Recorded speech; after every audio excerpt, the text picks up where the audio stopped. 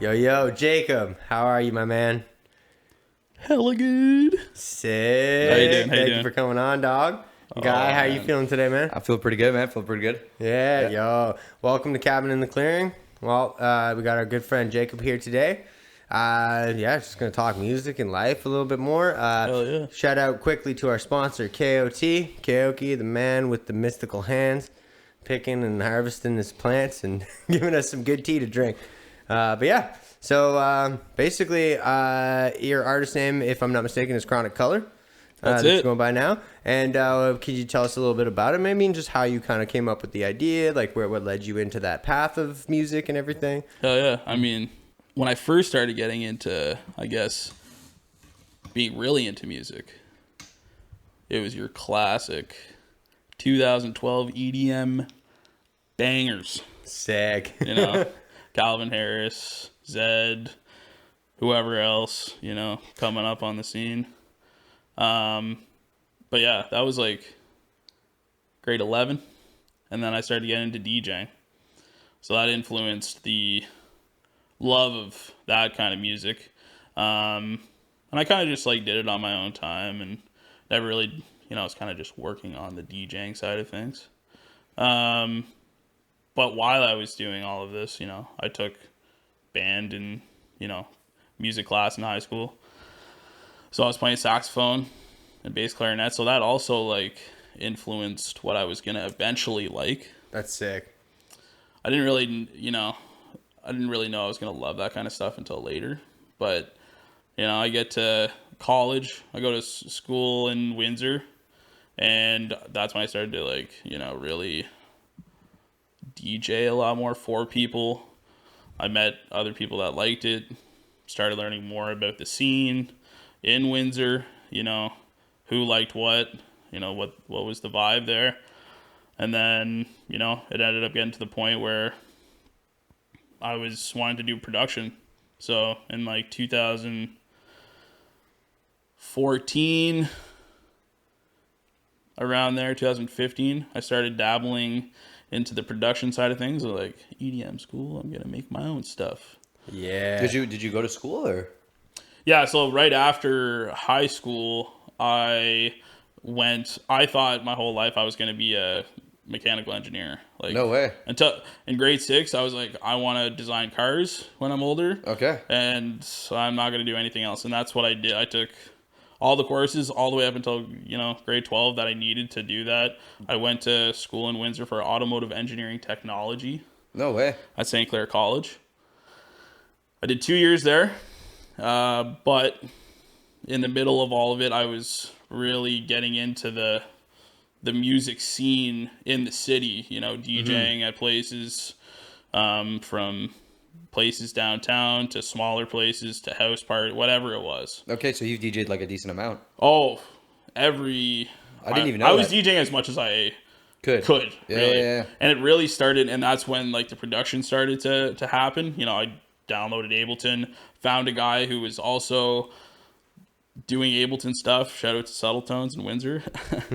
Wow. And he kind of like, you know, got me into it, and it started to take over my life, and my marks started to drop in second year. I was I was still passing and, you know, doing what I needed to, but like my priorities started to like, I love this music stuff so much. And that's when I decided after second year, I stayed in Windsor. I was going to stay there for the summer and then do my third year and finish. But I got a shitty job at an automotive parts manufacturer in Windsor. And I was like, fuck this shit. Yeah, I was living 100%. in a little tiny hole in a basement Oh, no. in downtown Windsor. And I was like, I'm dropping out of school. I'm not going to do my third year. And this is like college? This is college. This is right after high school. Okay. Like 2016, I decided to really, or 2017, I decided to shut it down, and I'm gonna do the music route. And I really buckled down. That was when I really grinded. Like, I was doing 8 hours a day. I'd go to work of music production. Oh shit. Yeah, literally. Like, I would go to work from 4 to 12. That was like PM. So that was my shift for the year I was off. For the night. Yeah. Like 4 p.m. Okay, to midnight. To 12, yeah. And then I would usually, everyone would be asleep at home, and I would produce for 4 hours. I'd go to bed, and then I'd wake up, do some more before I went to work. And then like on my break at work, I would usually go to my car, bring my laptop to my work, and I worked at Shoppers for a year. So, you know, it wasn't too crazy. But yeah, and then I went to Mississauga for school. Okay, you went to Mississauga. Yeah, so I took a year off after I dropped out of College. engineering. Second year? Yeah. Saved a bit of money. And then I was looking at different, options. Of course, yeah. Maybe not just school, apprenticeship, whatever it was. Timeline wise, how old were you? Like when this was occurring? So I dropped out of school for in Windsor when I was 20. Okay. Or 20, just turned 21. And then I took the year off, and by the time I started my sound engineering in... That was the second schooling that you did, right? Mississauga? That was 2017. Yeah, September. and where was that again, sorry? I was in Mississauga at Metalworks Institute. It was Metalworks, okay. Yeah, I just didn't want to say the wrong name. Production. Yeah, no, it was a cool school. But yeah, in 2017, started going there as a full year course. My course was definitely more production heavy rather than in the studio heavy. Okay. If you want to call it that. We did more, instead of doing like a lot of sound effects and stuff for movies, let's say, we did more of the compositions and stuff like that. But yeah, I learned everything there from, sound engineering, more production. I'd already had a good foundation, few years. Yeah. So I was really, there were some people in my class that were just starting. Wow. So I was kind of lucky that not lucky, but, I had a good head start and met a lot of cool people, learned a hell of a lot. We could talk for hours, the things that I went through there, but sick. It was...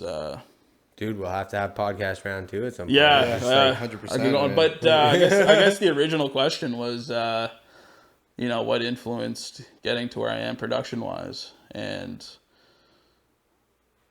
I guess just throughout the years, working with different people, for example, like yourselves, rappers or lyricists, guitarists, drummers, vocalists of all different kinds. And I've kind of gotten to the point where, I don't have a lot of vocals in my music. I actually don't have any currently because I believe, me personally, I express my emotion through the feeling of the music, the harmonies you use, the melodic structures, the drums, whatever it is. Instead of using words and lyrics, it's... all just music. And it's a combination of all those different things, the band stuff, like the orchestral side of things, like composing, but then there's also the electronic elements, which I started off with in my first 4 years or so of making music, and then it kind of evolved. I was playing guitar or things like that, and they all kind of merged together into like the style I have now, which is a mix between orchestral, electronic. You almost say like storytelling. Yeah, like that's what I try to do. So actually, I'm glad that you kind of like led to this point because your album that you released under Chronic Color was called Self, right? Yep, that's it. Yeah, I mean, I love the artwork on that, man. I listened to it, by the way, and I listened to like pretty much all the songs. Appreciate it. Yeah, it was cool, man. I was even there's some songs that I forget what one. It was just like this crazy, went into this crazy trance. I forget what song it was, but Oh, that was the first. Can you remind me of the name off the top of my head? The first song? The first song was It Should Be Ephemeral. Yeah, Ephemeral. Okay, Yeah. That's the one that starts with the piano, like really slowly, Yeah. and progresses into like the electronic future, big, huge chords, future bass type influence. Which really kind of goes with the alien artwork too. That's what's kind of cool. It's like very cosmic, very Yeah, spacious, and like very. exactly. Yeah. But what I loved about it, man, and like I was like, I'll just be straight up. Like I had a tear in my eye listening man. to that one, like Thank you. every time, because the reason being is because like the first time I heard it, I was like the way that I experienced that moment, like when you hear, so it quiets down at one point. I don't want to ruin it, almost like yo, dude. go listen to it. Say all you want about it. We'll link it all in below. yeah, by the yeah. way, we're gonna For have anybody all who's of listening Jacob's or watching visually, we will be linking all of Chronocolor / Jacob's stuff. It's in everywhere. the description. YouTube, Songs, Spotify, every There you go. place. fucking right. Go listen and have an experience. Yes. But no, straight up, like it's just like when it goes to that part, and that's actually going back to the storytelling thing. Like it goes to that part of like it quiets down, and then you hear like the footsteps. You did those like footsteps in the snow. It was almost like snow or ice, I guess, like crackling, like.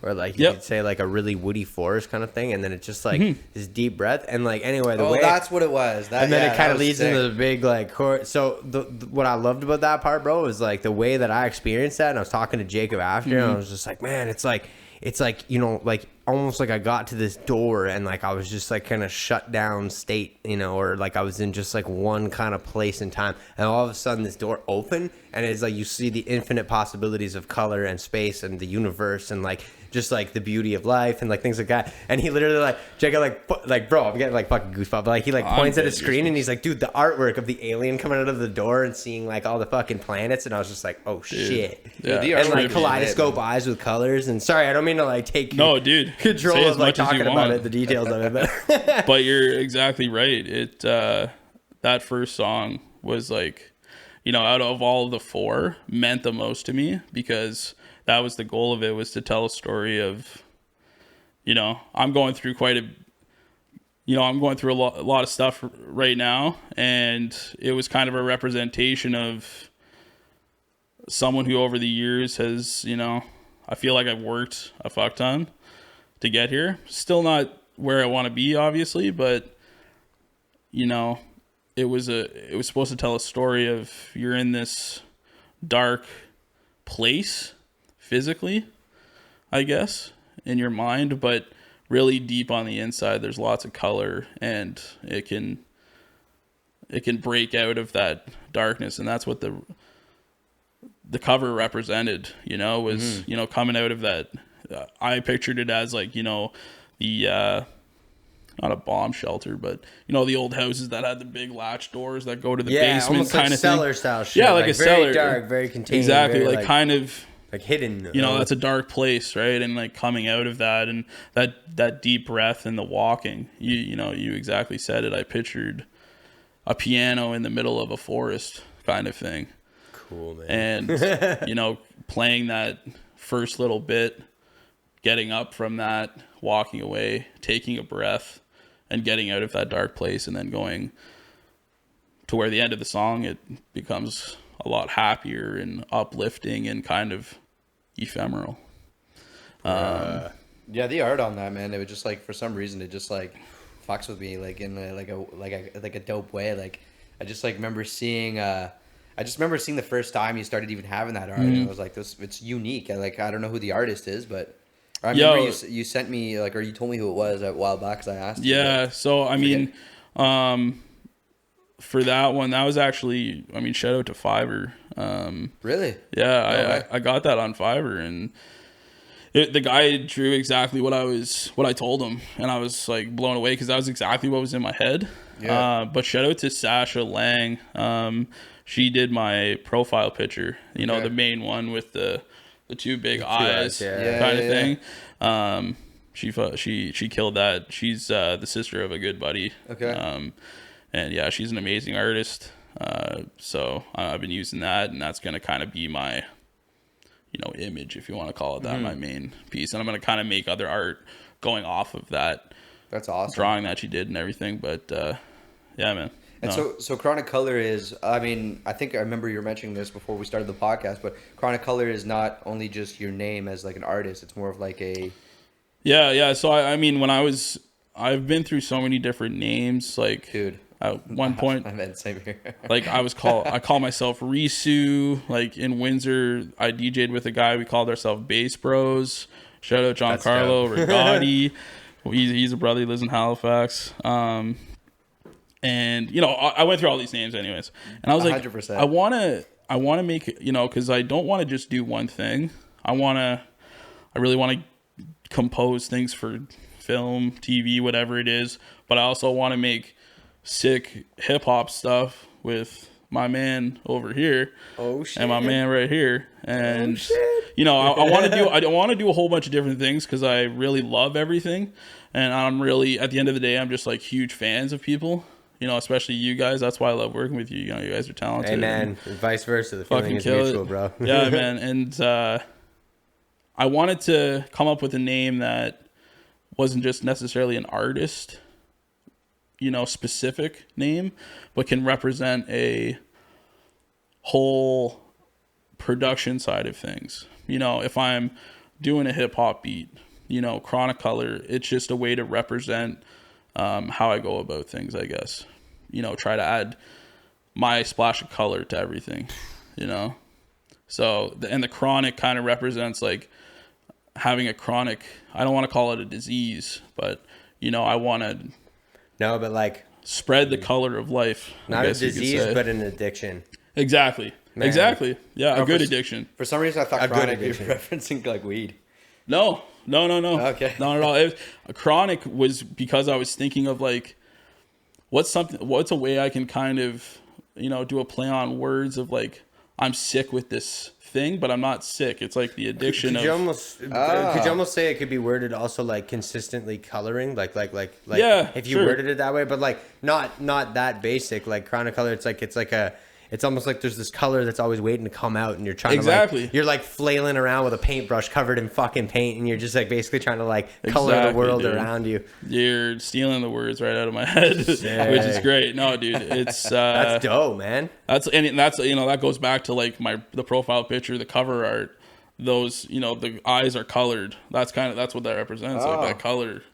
And yeah, what Jacob's referencing is like the profile picture is like a almost like white alien head, right? With like, and it's like as you can see here, it's a little picture of the actual photo we were just talking about. Isn't that wild? The way technology works. All right, look at that. We are in 2022, ladies and gentlemen. But yeah, no, just the color of the eyes is like something I love so much because like I just love the idea of like even when I think back to like the Beatles, man, like the fucking Lucy in the Sky with Diamonds, just kaleidoscope eyes was always just like a cool line to me because I always thought of it like similar to that, just like having like seeing things in color and seeing things vibrantly, like even when you look around, man, and it's like it's, you know, I can't take for granted the house that we have sometimes because like we all chill here and we play music, but it's like it's very beautiful here, you know. They got a lot of greenery and it's like it's a vibe. Yeah, it's like that goes hand in hand with music though, like, and that's why I love your name so much too, is because like you said, it goes with anything. It goes with production. It goes with just backing music in general, whether you're even recording people, like you said, Chronic Color, exactly. You know, recording. Like you're exactly right, man. Like I want to. You have a band and you want to record. Chronic Color Productions can do that. That's awesome. I just want to, you know, I want to do as much as I can because I love it all, and yeah, just want to spread the color. Well, and I was gonna say one thing that at the end of the day I think is super important. It just, you know, we talk about finance stuff before with like other people on the podcast. And just like, all right, I guess more so just, you know, working for and making money. But it's like, I think at the end of the day, what's beautiful is that like, I can tell this from my perspective is that you're very much in it for the music. And I think that's like super important because it's like at the end of the day, that's all we really want to do is like live our passion, right? And it's like the money will come. Like that's something that'll manifest if you just like put your effort in over time, whether it takes a few years, whether it takes 20, you know, it's just, but it's like, we were talking about that earlier. It's like, enjoy like living in the moment that like is those building blocks towards your goal. Like, you know, you're going to get there. You'll get that success, but it's just like, but don't make sure to appreciate it along the way. Mm-hmm. There's something that really stuck with me. It was, I think 2 podcasts ago when we had my drummer, Andrew Ferber, like professional drummer, jazz, funk, samba, whatever you want to. even try to categorize that fucking person in that box, or there is no box for this guy. But he was saying something really important that it really stuck with me. It was like, you know, it was his advice at the end of the podcast. He was like, don't live in the past, don't live in the future, live in the present day, and just focus on today. And it's such an important point, because So I catch myself all the time like worrying about I Future I worry, want to bro. be there. I want to be there now, and like it's impatient, and I want to get there now. And it's like you got to like kind of like remind yourself that's like what can you do today, you know? Exactly. And just kind of work out today, and the rest will you know, you got to trust in the process. You got to trust in yourself, and you got to trust in, I guess, have faith in the world, essentially, when it comes to your craft, you know. That's so it, these are man. important things to think about. But Yeah. It's actually very true. Like, not to get all like deep into the the psyche of it, but like Get deep. people love yeah, this shit. Yeah, but no, People it's love true. to But hear it's about like this shit, it's man. like, you know, we joke about ain't no tomorrow guy, and it's like, you know, I ain't no tomorrow guy. I'm doing it today, but it's like that can apply in another way if you look at it from a different perspective of like, yeah, like I ain't no tomorrow guy. Like I'm living now, and it's like, because tomorrow's always gonna be there anyway, and then that will be the today of that day. I didn't want to word that that's all a weird, mind fuck right but there. it is a bit of a I mind see what you fuck. did But there. but the way I thought of it too, Today's, tomorrow's, yesterday's. yeah. Today? No. Time is irrelevant.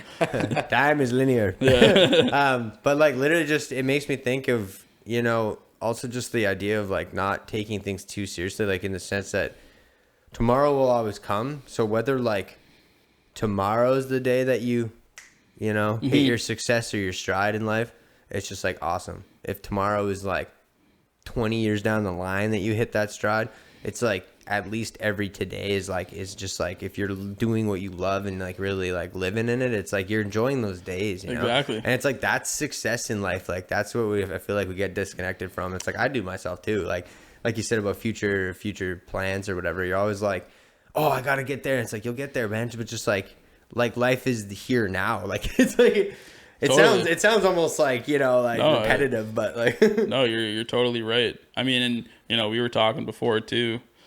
It's, I mean, I don't know,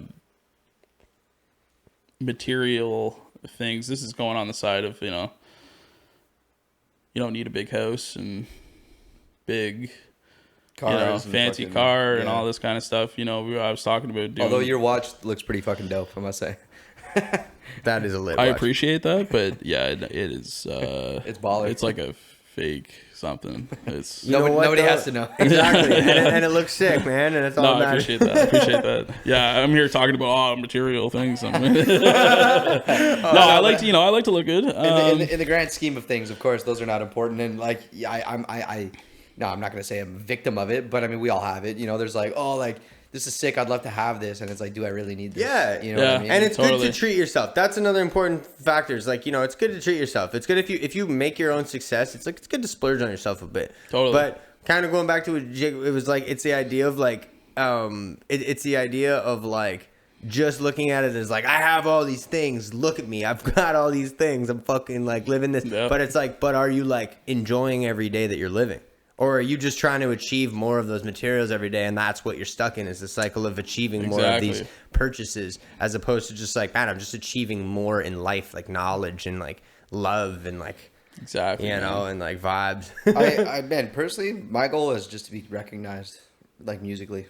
Totally. Like, I don't even need to be like fucking top famous. Like if I'm just recognized, where I have enough presence on internet or just through like Yeah. different towns, Yeah. or Hell just yeah. like, you know what I mean, where people are generally interested. Like that's what I live for, you know. Yeah. So, If you yeah. can, you know, the way I look at it, if I can live,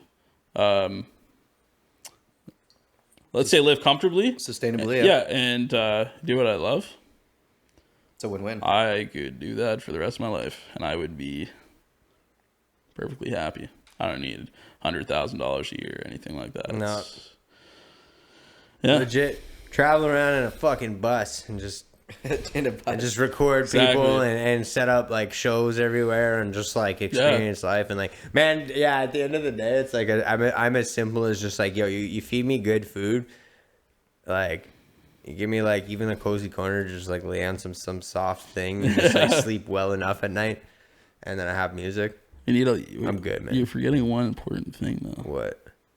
Marijuana. This is true. I do enjoy cannabis. Yeah. I need a little bit of that. Yo, respect the plant. Yeah, Yo, exactly. oh, speaking of hats phrases, I was appreciating the "see you later" oscillator. Shout out to Ricky Tinez on YouTube. Yeah, Big, he's a beauty. Yeah. amazing. And just quickly before Jacob explains, shout out to anyone right now who has no fucking idea what oscillator means. Yeah. Who's not an audio nerd. Yeah. Yeah. Sucks to be you. I'm just kidding. I'm a man. I'm a synthesizer nerd, so it is only right I have this hat. Justin just indirectly called me out. I don't know what oscillator. You know, It's okay. I'm more than happy to admit Oh, that. dude, yeah. I kind of know. I know it's no. Actually, you know what? I'm only guessing. Oscillation is like some type of effect. No. So no. Oh yeah, it's technically Well, yeah. no, like- no. I'm gonna. Well, Yeah, hold just on. school me, actually, man. no, yeah. No, he's. I don't mind being humble. To be honest, he's even gonna school me. Yeah. I know with his explanation.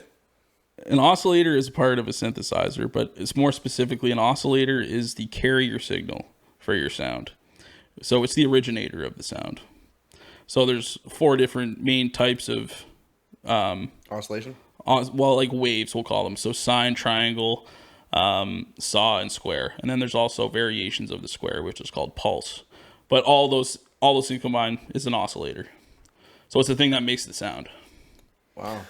Oh yes. Okay. Let me delve deeper into this. So I think I kind of thought get it was like a 'cause, fucking plugin or that's something. why like if you guys know audio waves look all like random and like spike up and shit like that. It's like what he's talking about is like Jacob like saying like a saw wave would be like a fucking like fin looking thing, like in waveform style, Yeah. and that's creating like a very rampant spike and then fade away, right? So it's yeah, exactly. So it's a very, in terms of timbre, it's a very, it's the most intense sound. So it fills up a lot of the frequency spectrum. It has a lot of harmonics and things like that. Whereas like a sine wave is very basic. So like, you know, sub frequencies are usually made up of sine waves, but they don't take up much room. Oh, in the because sine frequency. waves are individual frequencies. Yeah, correct? I mean we're getting into really minor details. Oh, true. Yeah, but, I was gonna say it's kind of different and depending. Yeah, an oscillator is just the part of the synthesizer that makes the sound. It turns the electricity into a waveform. Wow. Yeah. I had no idea. That's so dope. And that's why synthesizers get all weird is because like you're starting with that source and then you're just kind of like manipulating it with all these filters and like weird shit like on the board that's like making that original oscillation kind of so like there's shift and so like you know, going specific again, oscillators are carrier signals, and then there's modulators. So like LFOs, there's your like envelope, which is your attack, decay, sustain, and release. And then you have so the LFOs can affect anything. You can assign LFOs to the volume of an oscillator, how the oscillator changes for like where I'm gonna go down a rabbit hole with this. By the way, the track that we released, Where Did We Go? It was actually Jacob, the one who did the master on it. So hell and yeah. he Hell yeah! man, I remember Sick seeing track, shout out. Shout out to you, dog. Like literally, yeah. it Like sounded thanks so for much bringing that better. up. But yeah, no, it's because like I remember seeing a story that you posted, Justin, when you were actually doing the you could see like because we decided last minute to put in like an actual bass. Oh, okay. And the type of strings is I think it's a fretless bass, or the type of strings they're kind of weird. They're Oh, it was like a thicker gauge or something. No, they're like the a round wound. round wound. Yeah, Round that's what it wound, was. yeah, So yeah. it's kind of like an interesting noise or whatever for recording. But yeah, I just remember seeing like the pitches or whatever you were taking out. Oh yeah, Like the white noise. Yeah, I saw Jacob first like 5 minutes of working on it. He's just like taking like, so basically you got your EQ, you got your frequency spectrum, and like, okay, wait, the camera's facing me this way. So like this is your high end, this is your low end, your sub frequencies. And he was just like taking this like thin little thing and he's going around. It's like, he finds like some shitty noise and drop it out. Yeah, so I mean, if Sorry, I'm if, just no, I'm getting into it. If you want me to talk about it, like, Yeah, you yeah. know, the technique is Conefield? well, I guess if you looked at it as a whole, yes, it is, but it's a way of getting rid of gross resonant frequencies. So sometimes there's just, I mean, depending on the mix or you know whatever it is, sometimes there's certain areas, especially with vocals up in the high end, you can get some overlap in instruments and things like that, and you create this super narrow, spiky resonance that you might not exactly hear when you're listening to it as a whole. But if you do that for the whole, spectrum, it becomes a lot smoother. It becomes a lot more easier to listen to. You can turn it up a little bit more. And then when you start compressing, you don't bring out those resonant frequencies. They're not there, so you can really compress it more and have a lot more control. Oh man. Well, I'm stoked to hear that, man, because it's going to be, you're going to need to do that again pretty soon.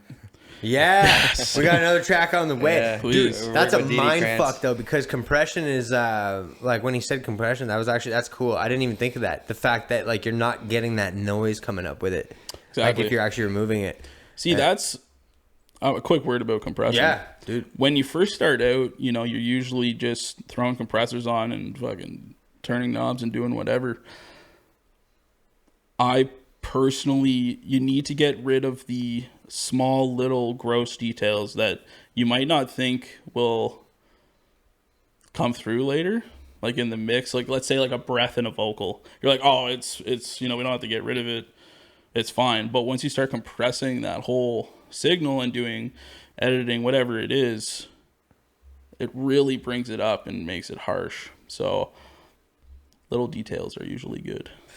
I love that. And I could tell even when you sent it back, compression. like, I was listening to it and I was like, oh, for anyone listening to who's just like unsure of what we mean by compression, it's actually kind of similar to what it sounds like. It's like squeezing. It's like you're basically like if you've got like a sound wave going all over dynamically, like up and down, loud, quiet. It's kind of like you're flattening the high peaks of it, bringing that down and kind of softening it a bit, and then you're taking all the lower stuff and you're kind of bringing it up. So it's almost like you're squeezing the audio signal into one so that your dynamic range is more there. So that's why vocals always sound like they're just sitting so well, We always nerd out and say sitting and like things like that. No, it glues it in with the track. Yeah. If your compressions, you can over compress as well, don't get me wrong, which is actually a common technique nowadays. We won't get into that. But yeah, that's crazy, man. Yeah. I had a question though that was just kind of it was about when you were going to school. Sure, yeah. For the program. Sure. Did they start off? I guess I don't know if this is the right word. Default using Ableton. Oh, this is a good question actually.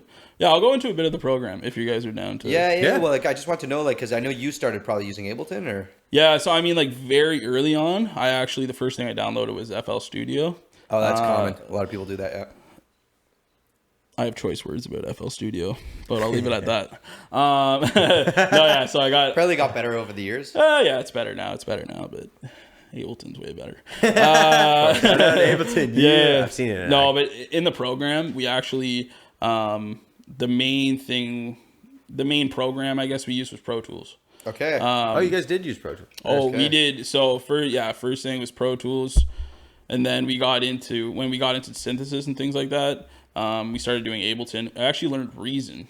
Oh shit! As well for synthesis, you can do cool synthesizer stuff with it, but as well as Logic. So we learned 4 different programs. Wow! Along with all the other third-party plugins and things like that, like using Melodyne or Splice, or some shit, or what's that? Splice, I don't know.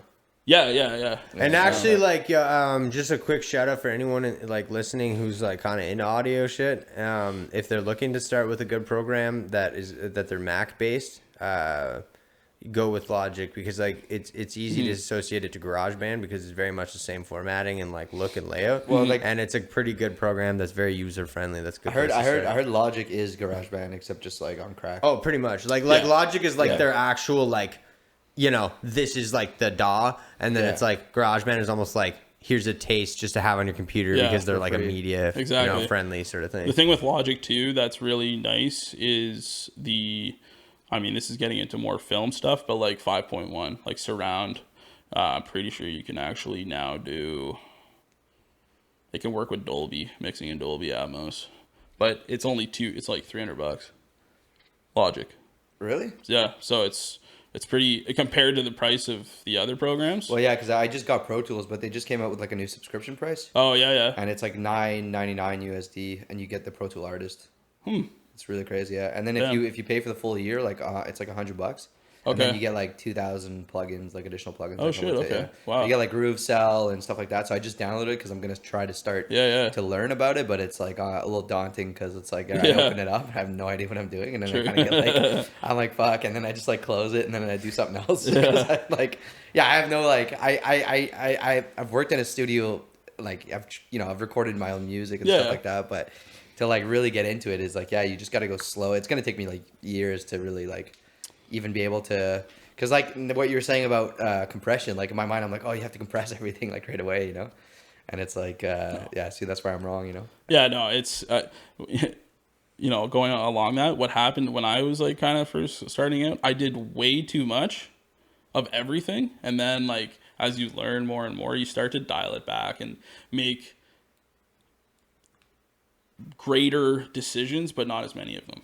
Instead of making a bunch of little decisions. It's true.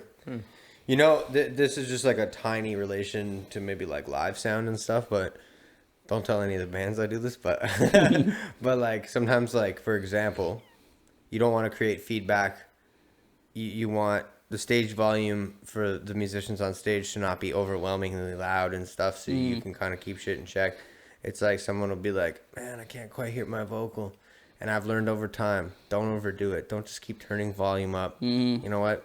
Turn everything else down. That's it. That is... And I'm kind of relating that to like what you're saying about like production work and stuff. It's like a lot of times you almost gotta like more so like subtle, like chill things out. Like start from scratch and bring things up slowly, you know? Exactly. Like that's the thing. You start like kind of high, and like I was the same way always. I would always pump mixes, or it's like I can't hear the drums, so I like pump the entire like drum mix track or something, and then the drums are just louder, but then all of a sudden you're like clipping and shit, and it's like so you want to kind of like because that like you said at the end you can really bring everything up anyway. Same with EQing too. Like when I first started, instead of taking frequencies away, I gotta get this mic closer to me. Oh, you're good. You're good. Does it sound okay? I'll Okay. compress Or it. is it? I'll compress it. All right. I'm using compression, baby. Yeah. No, like I would boost frequencies instead of cutting another, So yeah, so if I was to make a recommendation too, take away instead of add. Dude, you're actually right, man. I would do the same shit. Like, and I was gonna say this kind of like, especially for people who know audio stuff, like this is kind of like a rookie mistake from like early on when I started. But it's like I would have a vocal track and I'd be like, oh, I don't hear it. I need that. So I'd like literally like do a big bump in 5K, like 5 kilohertz, and just be like, yeah, nice. Now I can hear it pop. But then all of a sudden I'm just like, man, it's still like muddy and shit though. And like you realize that you're like, oh, I should have just cut out all the low end. Exactly. And like took us some of the shitty like really like and then brought it to life. How did you end up meeting JP and Randy, and then how did you end up in Ottawa? Are you from Windsor originally, or you're from here and then you went to school in Windsor? I'm from Peterborough. Peterborough, like west. Yeah. Down the. Yeah, so like an hour and a half from Toronto. Okay. But yeah, I'm from Peterborough. I moved to Ottawa when I was. Oh, how did I meet you? Is that the question? Well, there's a bit of both. I was just wondering, like, how did you end up in Ottawa? Ottawa? L&M, wasn't it? Yeah, we met at L&M. You're still okay. working there. But so I moved to Ottawa full time when I was around 6 or 7. Oh, okay. And then I went to, and then I was at the one place until I went away for college. Oh, I see. Yeah. Oh, okay. Yeah. Okay, and then you went to Windsor because of like the program? Yeah, they had, so I mean a lot of schools have the mechanical engineering technology program, but this one was automotive specific. Oh, and so you went there to go study that? Yeah, like I'm still a huge car guy. Yeah. But back, when I was early high school and all that, like I was on cars. You wanted that to be like a career path sort of thing, not just a passion. Yeah, like I wanted to design like the drive line, the drivetrain systems of cars and everything like that. Wow. But yeah. That's cool. Yeah. I was just wondering, that's why I was like... yeah, but yeah, JP, I met him at L&M. I got a job August of 2000. 19, and then you left. For some Right. reason, Yeah. For some reason, I thought that Went to you work went at a weed to store. like the audio engineering program that he went to at Algonquin College. For some reason, I thought that. Okay. No. Yeah. I shit. wish. Yeah, but it was cool because that's how we related at the beginning. Yeah. Like I'd say at work, it was just like, oh shit, I also took like audio production stuff, and I was like, nice. I mean, you're So also anyway. just a dope dude. Oh, dude, likewise. Yo, guy. Yo, this Just, Brothers Unite. Christy. And if anyone's wondering why I just said Christy randomly, it's because we all here at the home like to yell names really loud randomly. Yeah. Like we'll just be like, Christy. Let's go. Yeah, just got probably gonna cut all this out because I sound like a fucking idiot. That's all right. It's also kind of funny, that's funny. but yeah, met Randy along McQuaid as well, obviously. Oh, okay. Well, I must have been interesting, right, when you guys like found out that you guys were all like audio engineer nerds. Yeah, I mean, so. honestly, it's always good because my close friends don't give a shred of a shit about audio Or music in general, or no, they're all like country. I mean, there's nothing wrong with that, but they just they have nothing to like no idea. They couldn't tell you what a difference between a wave and an MP3 file is, so. yeah, That's all right. No, I'm just kidding. Imagine. Well, What's that? I don't think. I mean, I know MP3 and I know Wave, but what I would say is MP3 is more like a smaller, like it's like what's it? It's optimized. Compressed. Yeah, it's compressed. Yeah, that's the only. Actually, thing I'd yeah, literally that's all it is, really. Okay. Like Wave is also easier to work with. Like if you're working in audio DAWs, I guess it's like you have more ability to manipulate and Well, change it. say. What about because MP4? MP3 is a lossy audio file. I mean, if we're getting specific, but they actually you lose low end and high end. So they do a cutoff at 18.5 kilohertz on an MP3 file. So everything above that gets deleted. So that's a one way to make the file smaller. They remove low end, so like everything below 30 hertz they get rid of. So that makes it smaller. And then they actually do some kind of compression limiting type thing. So when you export like a master track, let's say, is that in MP4? No. Okay. If I'm being Or sorry, Wave. Wave, yes. Yeah, okay. I always do a wave. Well, some kind of wave or AIFF. But what's MP4 then? Oh, MP4 is generally with video, isn't it? I believe, if I'm being totally honest, I'm actually not 100% sure. Because when me I export this, I export an MP4, Hmm. and there's no video, or maybe it's the audio from a video. It Or could be. actually, it might be that because it's like the format is for because it came from a camera. Or I'm wondering like, if I don't know. it does the same thing as an MP3 would though. Oh if it, fuck! like- You think we Probably. know? Everyone listening think thinks so. we know our shit, but man, we don't. Yeah. Really. Wow, I was We just should- saying. I'm just kidding. That's whatever. Yeah. No, it's kind of fun to figure it out actually. Yeah. Do you know what kind of file SoundCloud uses? No, OGG Vorbis. what's that? It's another form of lossy audio. Okay. So it's similar to an MP3, but it's just a different, algorithm. That's crazy. But yeah, dude. it's called OGG Vorbis. I love how it's its own proprietary thing. Yeah, I know. But it's Spotify cool that was you like, explain fuck all that, you guys, yeah. like, because even like the 30 hertz, like, so when he's saying things like 30 hertz, it's like that's like low, like sub rumbling frequency, so just like and shit, and even lower, bro. Yeah. And but yeah, like, and then like the high frequency stuff. So Jake is basically saying like it cuts off all these extra frequencies and makes it like almost more digitized to make it like smaller and fit online. Yeah. But what's crazy about that is that's why like for anyone who's ever tested like MP3s against like vinyl or like another medium where you're getting more of the full effect of the song, it's like that's why you go like, wow, there's so much more to it. It's not only the fact that you're like listening through better speakers or anything, it's also like the source of where it's coming from is like fully covering like all the elements in I guess sound field or. And another like big thing, since we're getting into specifics, like vinyl is a physical analog. It's a continuous time-based signal, whereas digital is a non-continuous time-based signal. So when we talk about like 44.1, that essentially means it's taking however many snapshots of that audio. So there's like aliasing in digital audio, right? Right. Because the points aren't exact.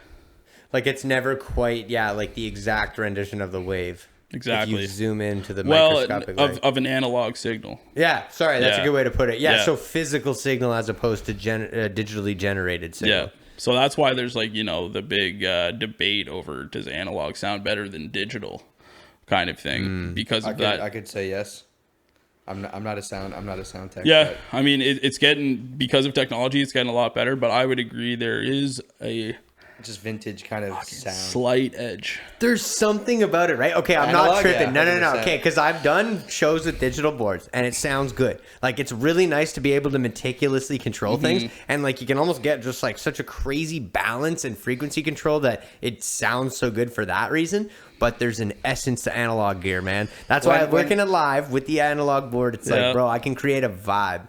Like, man, when it comes to when it comes to like tone and shit like that, especially with like how I set up all my rigs, totally, and like everything I do, like musically, just like it just like I'm like I'm a horrible like purist when it comes to shit like that. Like and even that's like right. even like putting like a tube screamer on my board and stuff like that. Like I it's not true bypass, right? So like basically like how it works like with a signal, right? It basically gets like it drains the signal and you can hear it. That's why a lot of times people use like tube screamers with batteries because it's not as like super hot or whatever. It's not as bright. Yeah. So when you use a battery, there's like that kind of natural decay, right? That happens. So and even like with like my guitar from like using like gold tipped patch cords or whatever, and then like taking pedals that are specific bypass, because then when your guitar signals goes through all the way to your amp, it's not drained through pedals, and stuff like that. So just learning about those types of things. Yeah, it's a clear signal. I'm like, even going to like old amps. Like I just got a new 1964 like super reverb, like an actual like it's like 58 years old, and I just got it's a gorgeous amp. Yeah, it's I sold my 68 to get a 64, and that's what I was wondering. I thought you had a 68 before. Yeah, 68, but I saw this. That was the one you replaced the speakers in, right? Yeah. Well, I actually took the speakers out. I put the originals back in. And then I traded it in. All right. And then, ironically, the new amp I got had the speakers I already wanted in them. Oh shit! Okay. So now I have an extra set of 4 speakers. Trying to sell those, by the way. Yeah. All right. But yeah, no. So it's, and like old amps, it's just like it's not like a like a circuit board. It's a circuit board, but it's like hand wired. Yeah, totally. And like that's just like a vintage sound that just sounds different from amplification that you will get today. Yeah. And so the same thing in my mind, like calling me like a, I don't know, like purist or whatever in terms of sound. I'm not even that experienced it, and it's just like a gut feeling that analog will always triumph digital. It definitely somehow, and I can't explain it why, and I can't even back up my point. No, and it's just like a instinct. Even if it is placebo, yeah, exactly. You're still perceiving it differently. That's the way I look at it. That's exactly it. It's like, who cares if you're right? It's like, I'm fucking hearing it like that. Yeah. And it's like, that's so. Yeah, like my one of my next investments is actually. Agreed, man. Analog is this. What I want to do is buy a tape machine. Oh, like dude, like a tape delay? Like a reel to reel. Yeah, like a like a stereo, just like a 2-channel. Machine, yeah, like I highly you had one, right? Yeah. Or like at one point, your buddies, like, honestly, that one thing that's cool too is like recording the tape is like by far still the coolest. Like, you know what I mean? Like recording individual tracks of tape, and then, but it's like, what's cool about tape is you can still even just record everything digital, and you could like dump your master, like your left and right, just mix track onto a tape.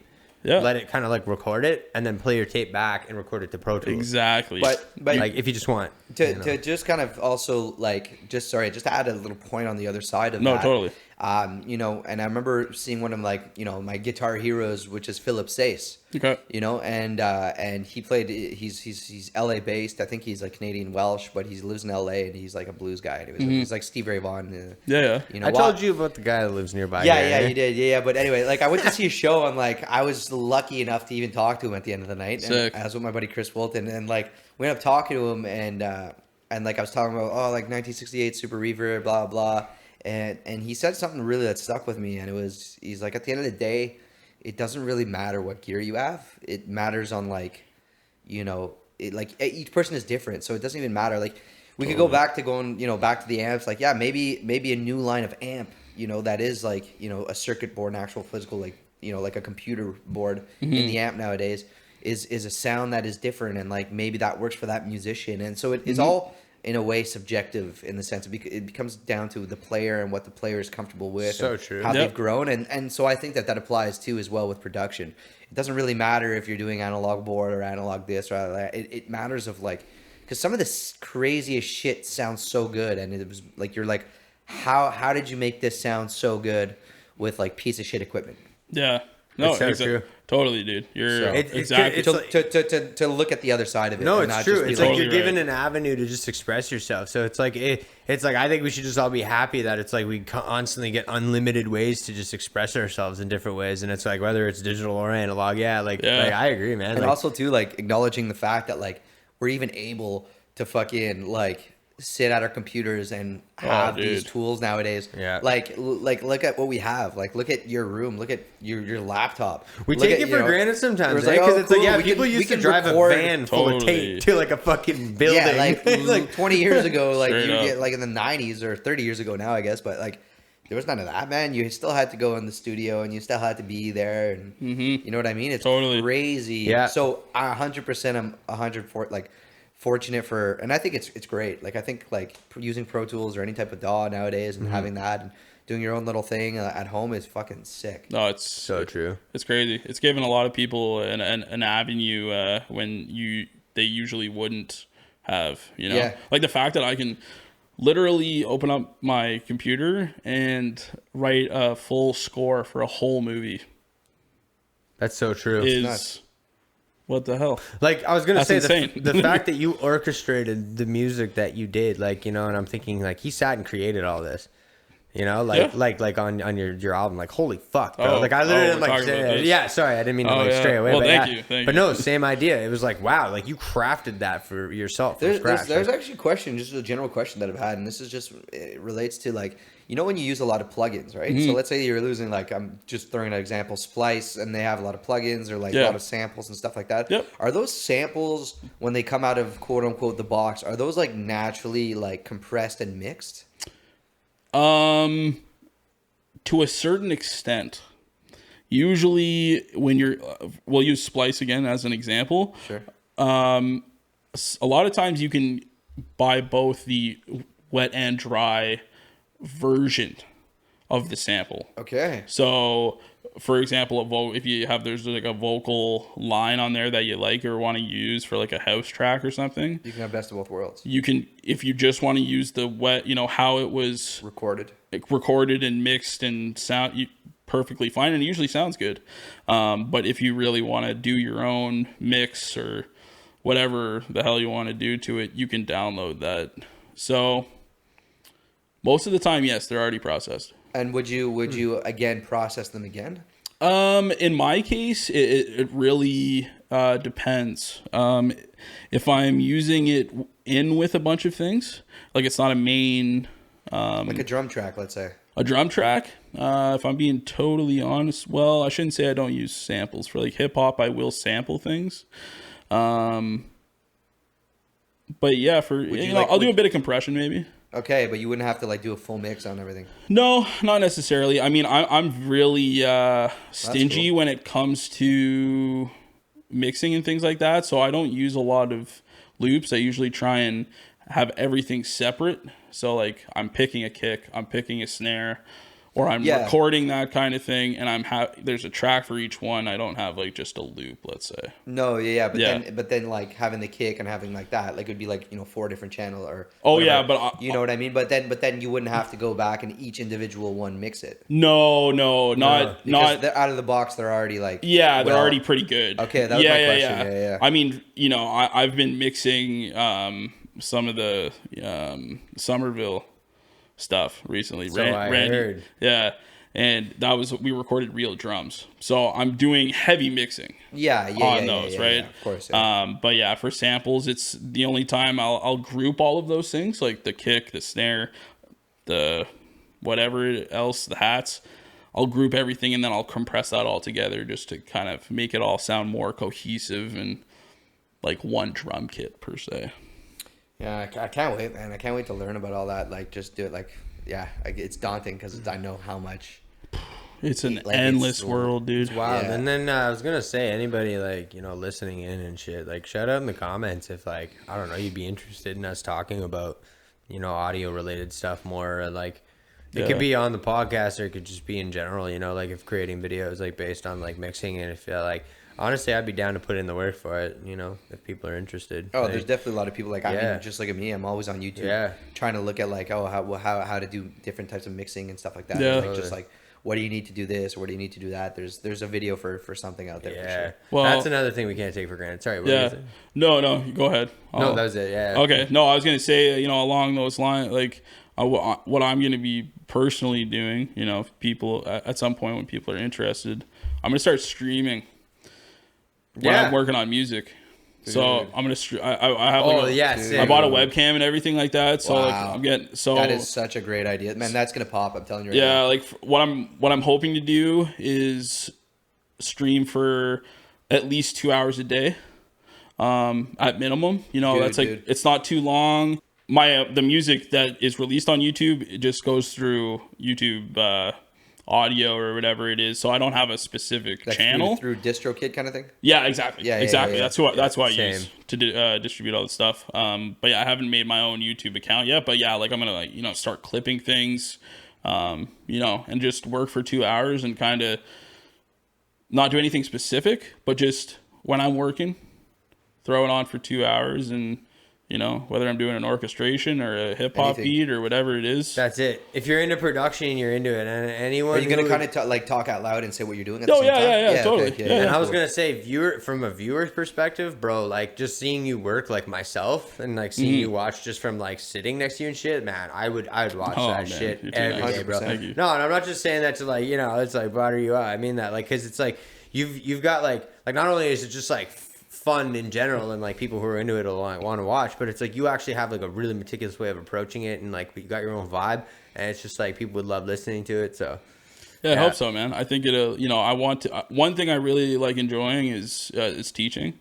You know, when I was in Mississauga going to school, because I had like the extra few years of doing production beforehand, you know, I was helping out kids with assignments and just like, and I like learned to really, I just like love passing on the good word. If, you know, someone who's wanting to feel creative and make some music, hell yeah, come watch a stream. I want to help you out and teach you and show you different things. And yeah, so hopefully, hopefully, yeah, man, exactly. All around, right? Like, and then hopefully with the, you know, when I commit to doing the streaming, which is hopefully within the next, I'm going to say month. Dude, I can't wait to watch some of the videos, man. Yeah, I'll pick up a bunch of shit. I know it. Like even some of the stuff you were talking about, I was like, damn, man. Like I was like, honestly, like he's delving a little deeper than I actually know. And I'm like, this is great. I'm like, stoked. I crave knowledge, I'm bro. stoked for you, because dude, that's the thing about the power of the internet today, man. Like it's all about putting in that work. You were talking about earlier, like putting in that work, and it's like, man, we're just human, you know, and like it's not gonna be every single time. Like there's gonna be days where, you know, like.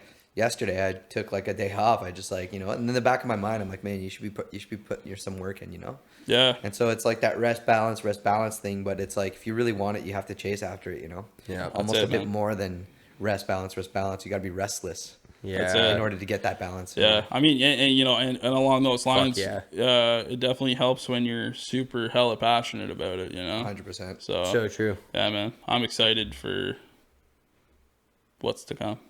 Bro, nothing but good things. And honestly, brother, like I truly, before we wrap it up, I want to thank you for like taking the time, coming down, just always having a good vibe, man, and just like being good at what you do and just being a dope dude. Oh man, and I appreciate it. I just thought this would be funny. Just a really quick thing to end it off. I thought it'd be funny too, because we're talking about sound and like vibration and shit. Yeah, I've always had this theory, and I'll give you like my answer at the end because I think it's kind of funny. But like, the whole typical idea of, you know, when people say if a tree falls in the forest and no one's around to hear it, does it make a sound? This is good. What do you think? This is hilarious that you bring this up. I had a sound and acoustics class in school in Mississauga. I feel like I already know the answer. Sorry. And we had a huge debate about this because the definition of sound. Yo, I know where you're going. is It's the same thing I'm thinking. someone needs to perceive the sound. Yes. Yeah, but- yes. No, sorry. Wait. But we're gonna keep going. Perceive the sound is where we left off. But it's funny because that was exactly my fucking theory. I was like, if there's no like living being, whether it's human or like animal, but like a living being that has ears, eardrums, and Yeah, but what about trees who receive vibrations? Oh no, but the thing is, yeah, you're right. But And the vibration enters. Makes a fucking sound, 100%. The vibration enters our ears. It hits our eardrums. Sorry, I don't mean to take, but it hits our eardrums, and there are specific bones in our ears called like the cochlea and the anvil. I'm missing one, but like there's like actual bones in our ears that vibrate in a certain way. Our brain takes those vibrations in accumulation, and turns them into what we hear. The sound, yeah. Yeah. So if you're saying if there's no bones lying around like that, then Like if you were like not to be mean, but if you were deaf, Yeah. it's technically like, you know what I mean, like because you can't perceive it, Yeah, you exactly. just feel the essence. It's just because the definition of sound is weird. Like the actual dictionary definition of sound it includes in it that something or someone needs to, if there was like you said, a deaf guy in the middle of a forest, there was nothing else living around, let's say, and it fell, it still technically wouldn't make a sound. It wouldn't be considered sound. Mm-hmm. Like because no one could perceive it in the way that we understand the idea of sound. Yeah, it's like for sure it would be vibration. For sure he would feel it. okay, I guess technically that makes sense. For sure it would shake, like things like that. Like, you would see the impact of it. But like this core sound, like, and that's what's so wild about audio and music. It's like, dude, like we as human beings are taking air molecules that are literally just like waving around in the air randomly, and we've learned to control them, and make them sound beautiful, and like project them in a way that like is like a piece of our spirit in music. Like that's kind of fucking wild. Yeah, when you think they about are. it. It is also naturally occurring though. Like harmonics and things like that. Like those are all. But it's. Oh, true. Like if people are singing together, it's like sometimes there's like even like even if they're not the greatest singers, there's always subtle, natural like things that do line up sonically, I guess. What's the? I don't know, I'm getting into this, man. What's the mathematical thing for probability? Oh god. There's well, like not the, so I'd say that question rests a lot along probability because we're not the only creatures who can hear sound. If you think about it, so no, that's what I said. Like any mammal, I think it would be like the answer. The answer to that would be what's the answer is well that depends. What's the probability of having it like a living animal close to that tree at the forest at that point in time? Yeah, I mean we get into. I was gonna say now we're getting into like geographics and shit though, because now we'd have to also take into account where this tree is located on the earth, like if in reality, right? Like we would also have to know the tree's location in relation to actual living creatures, and if it's even like depending on the circumference of the planetary fucking shit turning, right, based on the axis of the earth turning shit. It's because there's no sound in space. You need it's a vacuum. You need a medium because sound is just energy going through a medium, whether it's water, air, because like sound can travel a lot farther in water. Jacob's very right. Yeah, that's why like sharks and whales and shit. And people are probably right now, well, what medium is it in air? It's air. It's literal like physical air molecules like compressing and expanding through vibration. So it's and we're under 101.3 kPa right now. What? Like the air pressure, the normal air pressure is 101.3 kilopascals. Right. I could be wrong about that. Just walking around outside, you mean? Yeah. Okay. But that's and I mean I could be wrong here, but if depending on where you are in the world, sound will travel differently through the air. Oh, 100%. Dude. If you're on a mountain and shit. That makes sense. Right? That makes elevation sense. and all that shit. Oh, you want to hear something fucking wild, and then we'll end it off. I swear to God. Yeah. But like, I was it was the first time. I think it's. Please correct me if I'm wrong.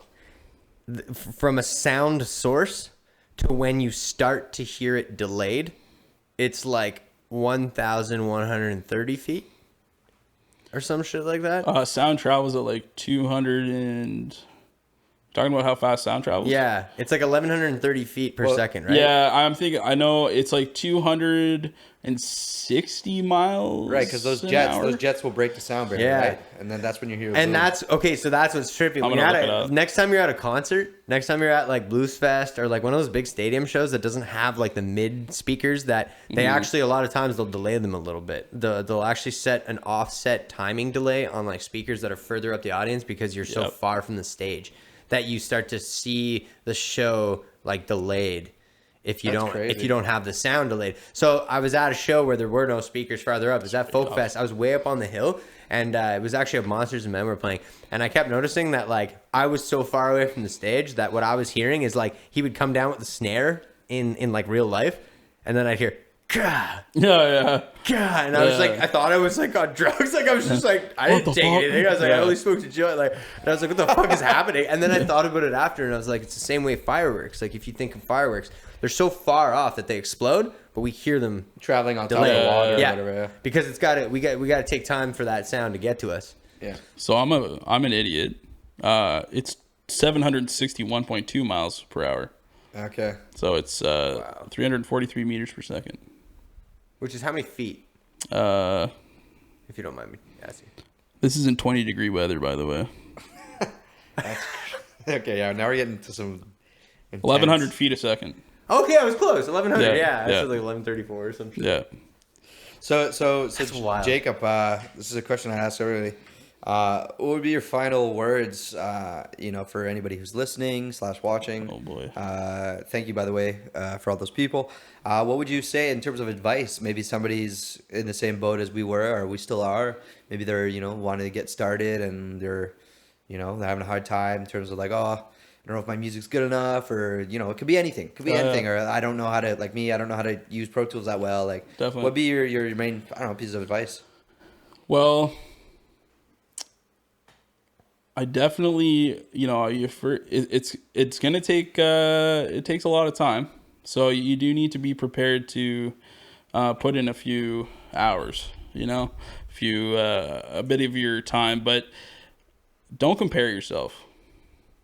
That is one thing that I still have a problem with nowadays. Fair, man. Is comparing myself to people, whether they're more successful than me or, whatever it is. Yeah. Everyone's got a different path. Even me, I've been technically producing and working on my craft for, around 7+ years kind of thing. And, I still feel I need to improve and all that, but, enjoy the process, because in the moment, it won't feel like you're making much progress, because we were talking about earlier, it's little increments. And those little increments really do make a difference over time. When I look back, when I started school compared to now, holy mother shit. The difference is staggering, and I'm super happy about it. And yeah, the big one is don't compare yourself. That's awesome. Because that can really put you in a unmotivating place 100% and stop you from doing what you love. And along the sides of love, you really, if you're passionate, not just music, but if you're doing guitar, anything, you got to do what you love, because if you do what you love, you're not going to feel like you have to work, really. When I do mastering and mixing and production for other people, I feel wrong for whether it's asking for money or charging someone, because I love it so much. I felt like that for years. And it's, if you love something that much, Justin was saying earlier, the money will come, and money's not the most important thing, but you obviously need to support yourself. But just, enjoy the ride. Don't compare yourself. Be different. You don't have to be like anyone else. What's that? And embrace it. Yeah, and really rock that shit. Fuck yeah. Oh, that's so much and really better rock fun that than- shit. Fucking wise words from Jacob Collins. Hell yeah, folks. AKA fucking Chronic Color. We're going to be linking everything in the description down below, guys. As usual, we love everybody. And peace and love, y'all. Fucking right. Enjoy Peace and love, y'all. Thanks a lot for having me. Thank you.